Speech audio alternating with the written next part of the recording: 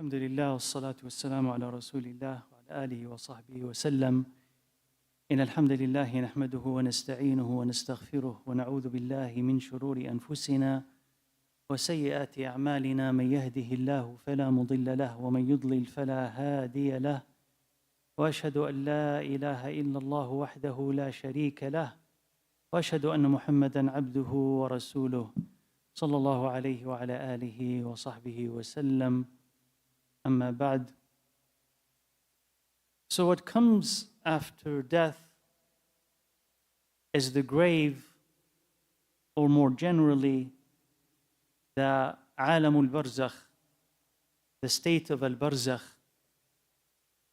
And what we want to know, inshallah, by the end of this lecture, among other things, bi'idhnillah azza wa jal, is what do we mean by when we say al-barzakh? What does it refer to? How is it similar and different from this worldly life, the dunya, and the akhirah? So what does it share with them, and how is it different from them? What is fitnatul qabr, the trial of the grave? What is it, if someone were to ask you? What are the blessings and the punishments in the grave? Do the people in the grave, can they communicate with the living? Can the living communicate with the people of the grave? Do they hear us? Do they know what's happening to us? These are among some of the questions that I would hope by the end of this lecture, inshallah, if someone were to ask you, you'd be able to answer. So keep them in mind, inshallah, because there is something you're supposed to get from this lecture. So al-barzakh is something greater than the grave. So it's mentioned in the Quran. وَمِن وَرَائِهِمْ بَرْزَخٌ إِلَى يَوْمِ يُبْعَثُونَ حَتَّى إِذَا جَاءَ أَحَدَهُمُ الْمَوْتُ قَالَ رَبِّ ارْجِعُونَ. So Allah Azza wa Jal said, when death comes to one of them, they will say, Ya Allah, send me back. What will they say? Ya Allah, send me back. Why? لَعَلِّي أَعْمَلُ صَالِحًا فِيمَا تَرَكْتُ. Perhaps I can do something good in the life that I've left. So scholars say he does not wish to go back to earn more money or to be famous, to do anything in this life, meaning he misses nothing in this life except doing good. That's the thing. Just send me back. That's my only regret. Send me back so I can do something good. Then Allah said, Kalla, no. إِنَّهَا كَلِمَةٌ هُوَ قَائِلُهَا. He says, no. This is just a word that he's saying. Right? That is, if Allah Azza wa Jal gave you all the reminders that you need to see, and all the chances you need to have, and after all of this, all the signs, then when you're about to die, or when you're dead, he says, send me back so I can do it differently. Allah said, no. Because you're just simply going to go back to what you're used to do. إِنَّهَا كَلِمَةٌ هُوَ قَائِلُهَا. It's like a person in this dunya who proclaims regret. I wish I could have done something differently in my youth, or when I was strong, or when I was rich. But is it sincere? If Allah were to send you back, would you something different, or just simply a regret? كَلَّا إِنَّهَا كَلِمَةٌ وَقَائِلُهَا. Then Allah سَخٌ إِلَى يَوْمِ يُبْعَثُونَ. And then in front of them is a barzakh, till the day where they will be resurrected.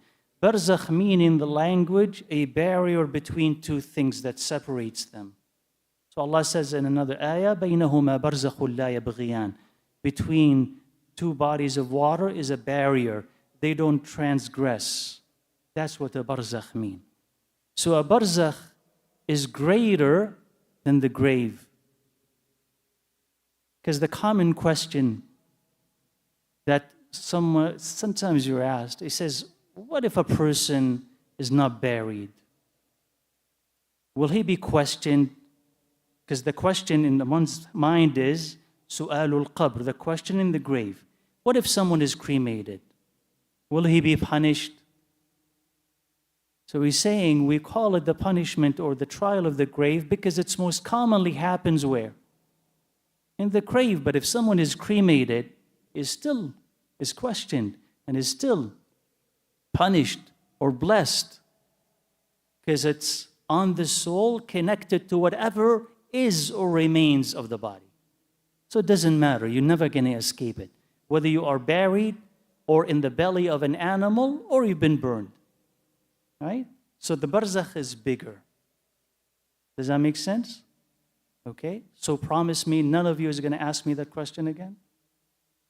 Okay. Right. So you've heard the Shaykh, Barakallahu fihi wa hafidhahu, talk about the soul, it being extracted from the body. If it's righteous, it gets elevated and carried to the heavens, one after the other, and then it will be sent to the grave. Right? We've heard that from him. So I'm going to pick up from where he left. Jazahullahu khair. Before it's in the grave, when you're carrying the body on the shoulders to be taken to the cemetery, the Prophet ﷺ said, when it's being carried on the shoulders of men, فَإِنْ كَانَتْ صَالِحَةً قَالَتْ قَدِّمُونِي قَدِّمُونِي. If it's righteous, it will say, put me forward, take me forward, quickly, to be buried.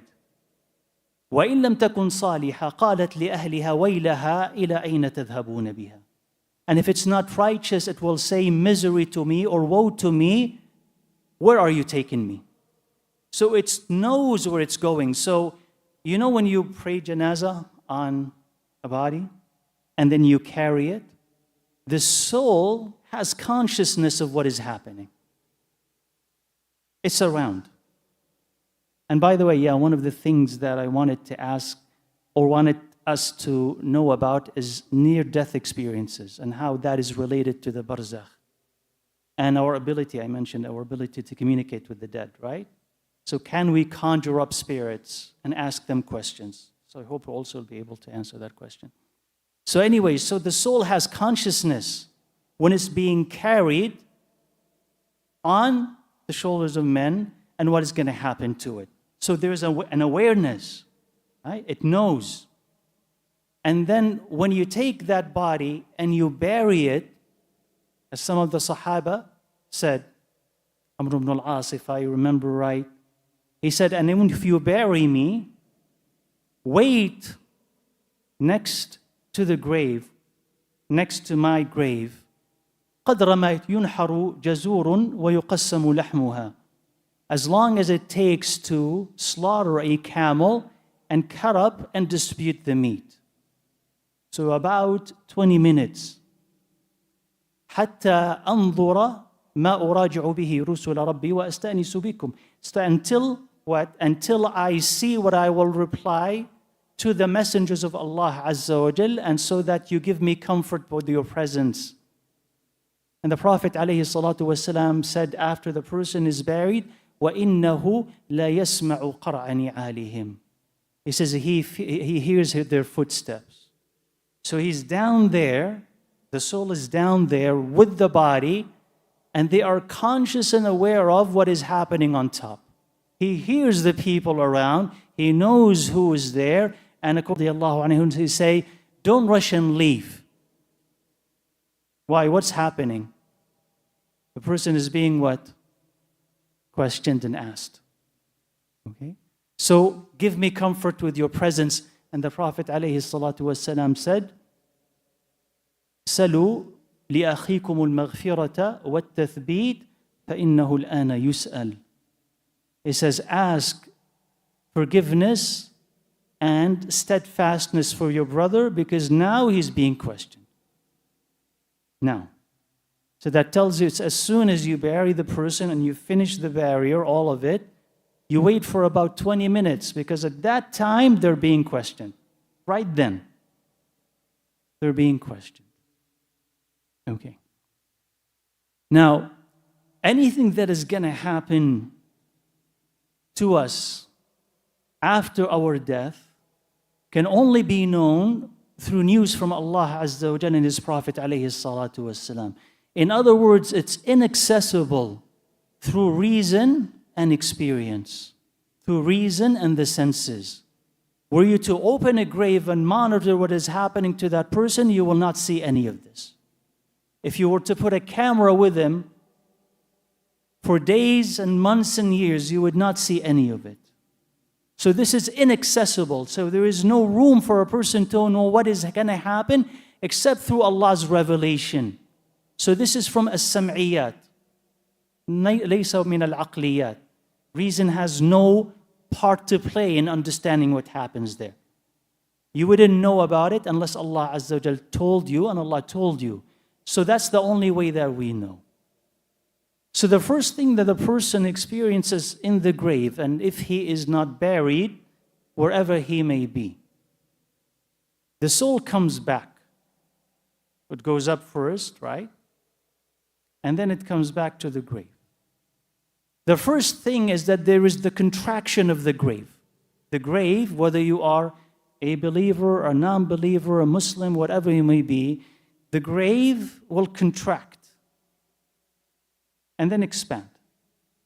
And that contraction, wallahu a'lam, is softer on the believers, not so on the non-believers.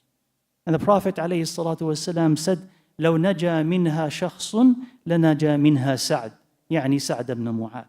He says, if a person were to survive or escape that contraction of the grave, Sa'd would have escaped it, but he did not. So that's the first thing that happened. A contraction, and then it expands back. Then two angels descend. And what are the names of those angels? What are their names? Exactly, Munkar and Nakir. Now, do you know why they're called Munkar and Nakir? Because they're frightful, right? They're frightening. It's not a usual sight. They are stern, and they are harsh, and they will yell at you. Okay? That's a fitna. So the Prophet ﷺ said in the hadith, وَإِنَّهُ أُوحِيَ إِلَيَّ أَنَّكُمْ تُفْتَنُونَ فِي قُبُورِكُمْ قَرِيبًا مثل فتنة الدجال. Okay? And it was revealed to me that you will be tested in the grave, a fitna close to the fitna of a Dajjal. You know that the Dajjal is the greatest fitna on earth? Right? So he said, alayhi salatu wasalam, the fitna in the grave is close to the fitna. Not exactly, he said, qariban, close to the fitna of a Dajjal. Because Munkar and Nakir will come and will ask this person, and this is the believer. He says, Man Rabbuk, who's your Rabb? He says, Rabbi Allah. Allah is my Rabb. He says, Ma dinuk, what is your religion? He says, my religion is Islam. He says, Ma kunta taqulu fi hadha rajul, what did you say about that man? So he knows, he says, Muhammad. He says, I used to say, or I say he is the prophet and the messenger of Allah. He says, وَمَا عِلْمُكَ? He says, how did you know? He says, قَرَأْتُ كِتَابَ اللَّهِ وَصَدَّقْتُهُ. He says, I read the book of Allah Azza wa Jal and I believed it. قَالَ فَيَنْتَهِرَانِهِ. That's when they yell at him. Stern. مَنْ رَبُّكَ مَا دِينُكَ وَمَا كُنْتَ تَقُولُ فِيهِ. That is when the Prophet sallallahu alaihi wasallam said, that is when Allah said, يُثَبِّتُ اللَّهُ الَّذِينَ آمَنُوا بِالْقَوْلِ الثَّابِتِ فِي الْحَيَاةِ الدُّنْيَا وَفِي الْآخِرَةِ. Allah Azza Jal will establish those who have Iman with the established or with the firm saying in this world and in the next. Meaning if Allah does not hold you still, you will not know what to say. That's the difficulty, because they will yell at him. And if he is honest, he'll bring the same answer back.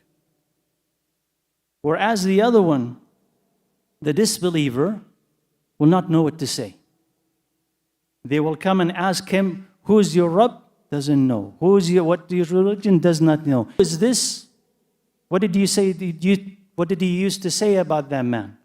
He says, doesn't know who they're talking about. They say Muhammad. He said, I used to hear people say something, so I said it. So there will be a voice coming down from the sky. He said, كذب عبدي اكتب كتابه في سجين. He says, my servant has lied. I mean, he's a liar. Write his book or put his book in Sijjin. And for the believer, أن قد صدق عبدي, my servant has said the truth. Write or keep his book in Illiyin, in the highest levels. Then the Prophet ﷺ said, for the believer, a portal will be opened between him and Jannah. And he will see his place in paradise. And the angel will tell him, this is your place in paradise. And then a portal will be opened between him and hellfire. And he said, this was your place in hellfire if you would not have been a believer, but Allah saved you from it. This is your place in Jannah. And that portal between him and Jannah will bring him furnishing from Jannah. فَيُفْرَشُ لَهُ مِنَ الْجَنَّةِ, meaning he will have furniture from Jannah. And then perfume from Jannah. And clothing from Jannah and light from Jannah. وَيُمَدُّ لَهُ مَدَّ الْبَصَرِ, and his grave will be expanded as far as the eye can see. And it will be lit like the moon. So then the person will then say, let me go and let my family know. Let me go so I can tell my family. فَيُقَالُ لَهُ إِسْكُنْ, it will be said to him, be still. Let me go and tell my kids. He's aware of his family, how worried they may be about him. Let me go and let them know. He said, be still. And according to some scholars, he'll be continuously shown his place in paradise, day and night. So he'll be increasingly thankful to Allah Azza wa Jal. And he actually will say, Rabbi aqim as-sa'a, Ya Allah, bring the day of judgment. Because he or she knows what's waiting for him. Ya Allah, bring the day of judgment. But the other person, the disbeliever, a portal between him and heaven will open. And the angel will say, this would have been your place in paradise have you believed, but you've lost it. And then a portal between him and hellfire will open. And then some of its fire will enter his grave. Some of its smoke will enter its grave. Some of its punishment will enter his grave. And then the grave will contract so much that its ribs would crush into each other. And we'll talk about some of the punishment that awaits people in the grave. That's the contrast between the two. Were you to open the grave of this person or that person, you probably would not see a thing. You would not be able to detect that with your eyes. But we believe in it, as the Prophet ﷺ said so. And in fact, the scholars have said it is mutawatir. It is abundantly certain through the Quran and through the Sunnah of the Prophet ﷺ that the punishment of the grave and the trial of the grave is true. And that is why the Prophet ﷺ, you'll find it among his dua, that he would seek and he would urge people to seek Allah's protection from fitnatul qabri wa adhabul qabr. Ya Allah, protect me from the fitna, the trial of the qabr, the grave, and the punishment of the grave, which means that both of them are true and both of them need to be in our dua. What would explain to you the importance of the grave is that Uthman radiallahu anhu, when he would visit the cemetery, he would cry so much that he would wet his beard. Radiallahu anhu wa ardah. So they say, or they asked him, he says, when the day of judgment is mentioned, you don't cry as much. But when the grave is mentioned, or in the cemetery, you cry so much. He says, why is that the case? He said, إِنَّ الْأَوَّلُ مَنَازِلِ الْآخِرَةِ. He says, the grave is the first station of the akhirah. If it goes well, what's after it is easier than it. And if it doesn't, what's after it is more difficult than it. So that is the first station of the stations of the akhirah. It is predictive of what's going to happen later. So if a person survives this and is blessed, what comes later is only better and better.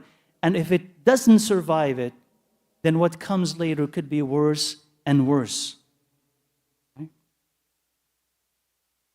Now, the Prophet ﷺ also told us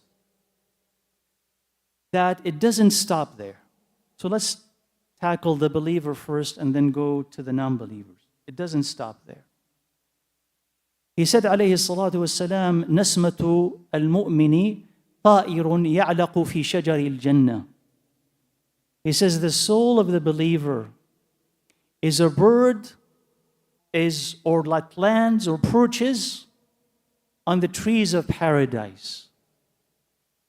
So after all this, after everything that we've talked about, and the blessings that Allah Azza wa Jal had told us about in the grave for the believer, it doesn't just end there.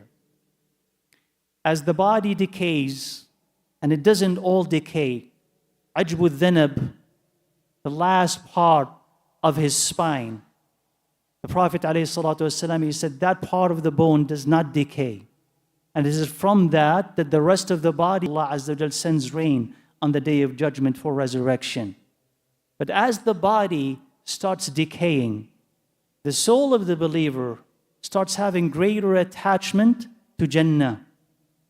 So he said, alayhi salatu wasalam, that the soul of the believer is a bird. The soul is a bird. Where is this bird? Perching or sitting on a tree in Jannah, meaning inside Jannah. Inside Jannah.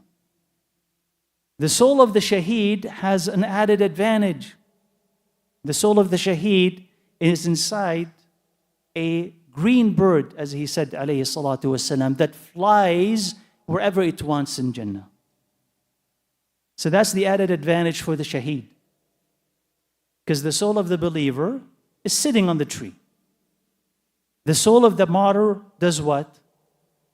Flies around. Right? So that tells you that people will have entry into Jannah, or a particular type of entry, a soul entry into Jannah, if they are believers. And they will eat from that body that they are housed in. They will eat from the fruits of Jannah during that time of barzakh, until Allah Azza wa Jal ends all of this and allows everybody to be resurrected and put into their bodies. That's what happens with the believers. What happens with the non-believer? And the hadith continues. So he said, the grave will contract until it crushes his bones. And then he said, alayhi salatu wasalam, in another hadith, ثُمَّ يُوَكَّلُ بِهِ أَعْمَى أَصَمُّ أَبْكَمُ. Then a being, could be an angel, it doesn't say, but a being who is blind, deaf, and mute, who carries a hammer with him. And that's authentic. He said, if he were to hit a mountain with this, the mountain will turn into dust. So he takes this hammer and he hits him with it, and he turns into dust. Then he is brought back to life. And he hits him again with it, and he screams so loud that everything hears it except the ins and the jinn, except humans and the jinn. Everything hears it except the ins and the jinn. And the Prophet ﷺ, on a couple of occasions, he would be passing by graves, and he would say, can you hear? And they said, no. What is it? He says, the screams of the people in the grave. I could ask Allah Azza wa Jal, and He could have you hear it. So we can't hear it. But when you walk by a cemetery, there could be people inside there being blessed, next beside people who are being punished, and they don't affect each other. The Prophet ﷺ could hear that. He also said, among the punishment that is there in the grave, he said, alayhi salatu wasalam, what he called in some hadith, at-tinnin. In the modern Arabic, you would translate this as a dragon, but what is explained in the hadith is a snake or multi-headed snake that bites him. And that's part of the punishment that Allah Azza wa Jal has for people there, in addition to other things that we were not told about and we do not know. So that's what's happening to disbelievers. This is what is happening to the believers, is the punishment in the grave continuous till the day of judgment? Does it continue till the day of judgment, or can it stop? Scholars have said, depends on the sin. Some people will be blessed until they are resurrected. Some people will be punished all the way until their resurrection, meaning continuous, it doesn't stop. And some people will only be punished in so much as they have sinned. In so much as they have sinned. And once the punishment is done, because the sin is over, they'll be blessed after. So they have a time of when they are be punished and a time when they will be blessed after, depending on the sin. And the Prophet ﷺ, in the hadith that you probably know, he was passing by a grave, and two of them, and he said, أَمَا إِنَّهُمَا لَيُعَذَّبَانِ وَمَا يُعَذَّبَانِ بِكَبِيرٍ أَمَّا أَحَنُهُمَا فَكَانَ يَمْشِي بِالنَّمِيمَةِ أَوْ بِالْغِيبَةِ وَأَمَّا الْآخَرُ فَكَانَ لَا يَسْتَنزِهُ أَوْ لَا يَسْتَتِرُ مِنَ الْبَوْلِ. He said, they are being punished, and they're not being punished for something that is big. And then he said, but it is big. As for one of them, he would carry or divulge people's secrets, or backbite, tail-bearing, ghiba and namima. He's accused of that. He's guilty of that. He's being punished because of this in the grave. And as for the other, he would not cleanse himself from urine or conceal himself when he's urinating. So one of the reasons for a punishment in the grave is backbiting. Do we do that? Yeah? So is that a major sin? So if you don't want to be punished in the grave, don't do it. It's not worth it. And also purify yourself from urine. Right? Cleanse yourself from it, tahara. Right? So if a person is being punished and another is being blessed, is there an ability? Can we communicate with them? Can we connect with them? Do they hear us if we are around them in the cemetery, if we speak to them? First of all, the dead are occupied. They're either being blessed or they're either being punished.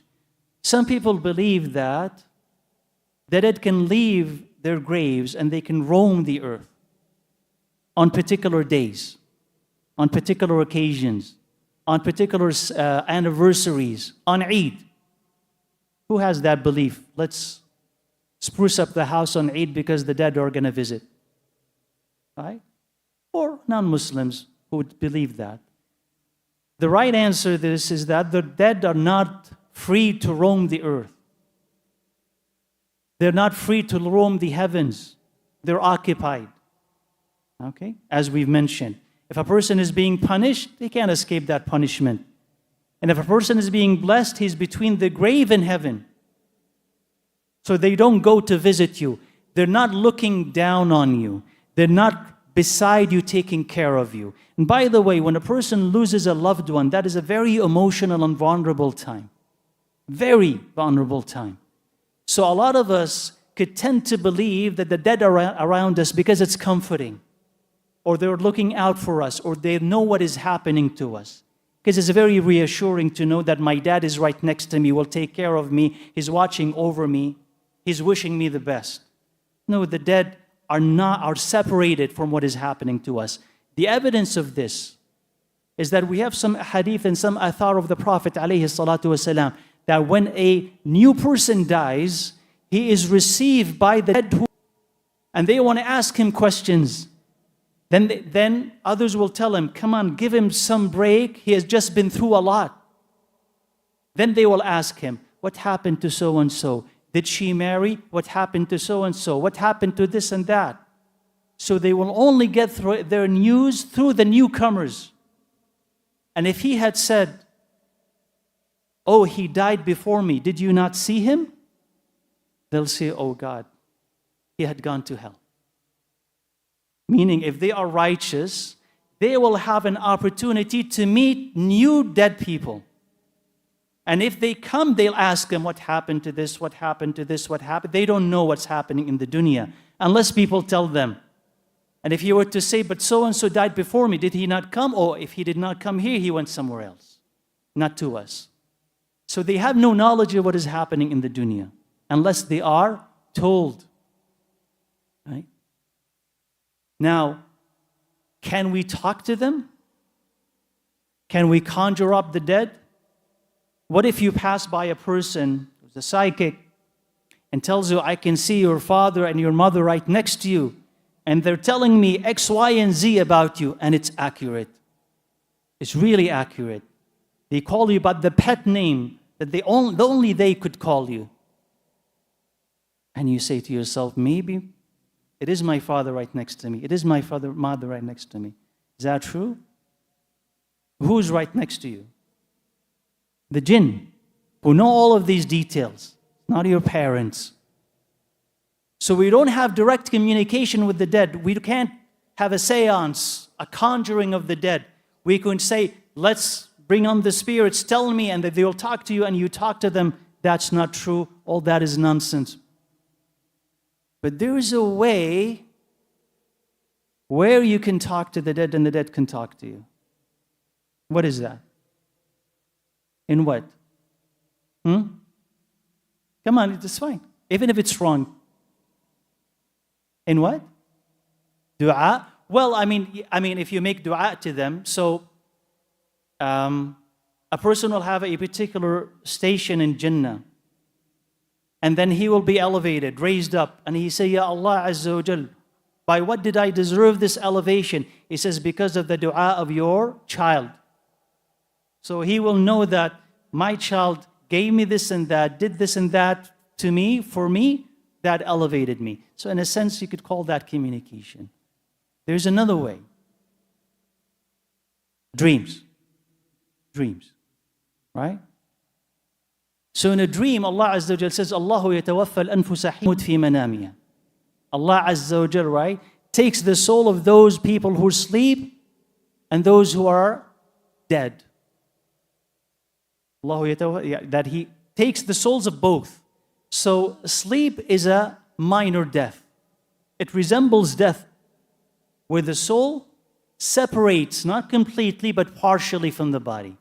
In death, it separates completely. It still is connected, but it's a connection. For sleep, it's a partial separation. And in that, the souls can meet. The souls can meet in the realm that Allah knows about, they can meet.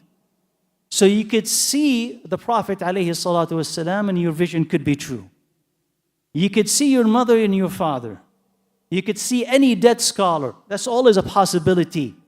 And that could be a true, genuine dream. The question here, is it always true? No. So a dream could be a fantasy. Something you wanted to see and you saw it. So you see your mother, you see your father, but they're not really your mother and your father. It's just images in your head of things that are inside of you. It could be that what you've seen is the trickery of the devil, the plot of the devil. So it's not true. Or it could be that you had seen is one of them indeed. How do you know? By the content. By the content. If the content is authentic, the content is agreeable with the Quran and the Sunnah, does not contradict them, there's nothing haram in it, nothing doubtful about it, and it has in it signs that the one who's talking to you is in fact that person, then you've seen them, wallahu a'lam. So they had visions or they had dreams of the scholars of Islam before. They would see Ibn al-Mubarak, they will see al-Thawri, they will see Ahmad ibn Hanbal, مَا فَعَلَ اللَّهُ بِكَ قَالَ غَفَرَ لِي, and so on and so on and so on. They'll see these scholars and they'll ask him, what did Allah do with you? He say, Allah forgave me. Why did He forgive you? Because of this, because of this, because of that. So they could see the scholars, and on top of all of that, they could see the Prophet Muhammad alayhi salatu wassalam. Right? So it's indeed, you could see those people. And there is this intersection between those who are asleep and the world of Al-Barzakh. Now, near-death experiences, do you know what that is? Right? When a person, it's reversible death. You're clinically dead, but you come back to life. And so some people say that what they've seen is their spirits hovering above their bodies. And then they have visions. It's a black tunnel. At the end of it, there is light. Or they see their parents, and they see, could be just hallucination, something that you saw, a dream, a really vivid dream, but it's just a dream. Or it could be the shaitan playing with you, right? A very weak state, when your soul is kind of struggling, could be the shaitan is playing with you. Or maybe you saw something that is real, but we can neither confirm nor deny it's part of the barzakh. What we know is what the Prophet ﷺ said. So we don't have to investigate those phenomena and put a lot of credence in them. What we have is enough from him ﷺ. And that is the state of Al-Barzakh that will continue. And as I said, it's predicative of what's going to happen later on. So what do you want to take from it? And maybe before I leave, some of the things that will protect you from the punishment in the grave. And that is not exhaustive, but some of the things. So the Prophet ﷺ, he said in the beginning, that's what the believer, when the angel wants to come to him, the salah would be at his head, the deceased. So the salah will say, you can't come from here. Fasting will be on the right. Fasting will say, not from this side. Zakah will be on the left. Zakat, he said, not from my side. And then the rest of righteous deeds will be next to his feet. So they say, not from my side. So that protects him. And then the angel will sit him up and ask him these questions. But initially, he wants to come in from this side, that side, and that side. And he's protected all over because of his good deeds. So salah, zakah, fasting, and then silatul rahim, sadaqah, and all righteousness. So if you do this, it protects you. He said also, alayhi salatu wasalam, there's a surah in the Quran that has 30 ayahs.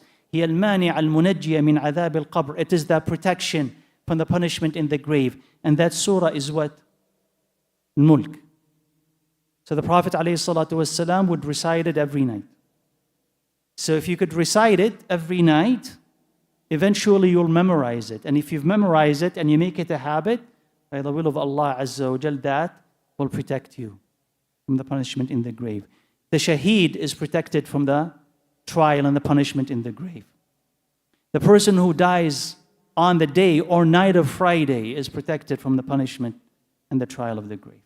So it's an honor to die on a Friday. Okay? So that's what I have. And again, that's not exhaustive. But before I leave you, inshallah, I just want to give you an opportunity to ask a couple of questions related, inshallah, to the topic. So I'll give, inshallah, the chance for the next speaker, bi'idhnillah.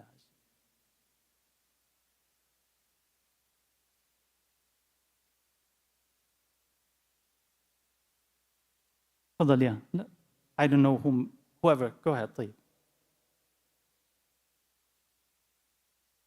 How long will it feel like? Jazakallah khair. So how long the duration? How long does it feel like?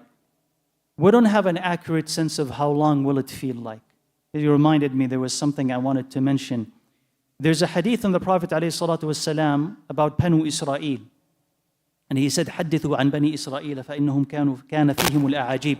He says, narrate from the children of Israel because they've experienced wondrous things. He says, there were a group of people who said to themselves from Banu Israel, let's pray to Allah Azza wa Jal that He would bring us back a person from the dead so we can ask him questions. So they went and they prayed and they waited in the cemetery, and then somebody actually rose from the dead. And he was black-skinned, and had a trace of salah on his forehead. And that's from Banu Israel, from the Israelites, so that you understand they prayed also. Not something similar to the prayer today, something similar to our salah. So he says, why did you ask for me to be brought back to life? I've died 100 years ago, and only now did the heat of death leave me. Prayed that I would go back. And then he went back. So he died 100 years ago, and only then would that heat that he experienced during death depart him. So they don't experience, or we don't experience time as we experience it here. Longer, shorter, Allah Azza wa Jal knows, but it's not the same. Does that answer your question? Inshallah. طيب. There was one here now.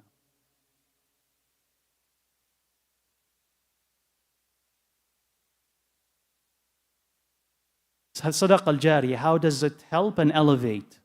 So the greater good that you do, the lesser your punishment will be. So if a person deserves punishment for whatever reason in the grave and he does good, that sadaqah, especially if it's continuous, will keep combating that punishment until it overcomes it. So that is one good thing to have, which is invest in a sadaqah jariyah that keeps benefiting you in your grave and beyond. Right? Just like fire, the fire could be great or it could be small, and you're throwing water on it continuously. Eventually, it will extinguish it. But it depends how big the fire is and how much water you're throwing at it. Okay, inshallah. I just want to take two more, inshallah. I don't want to do the sisters a disservice. Okay. Alaikum salam.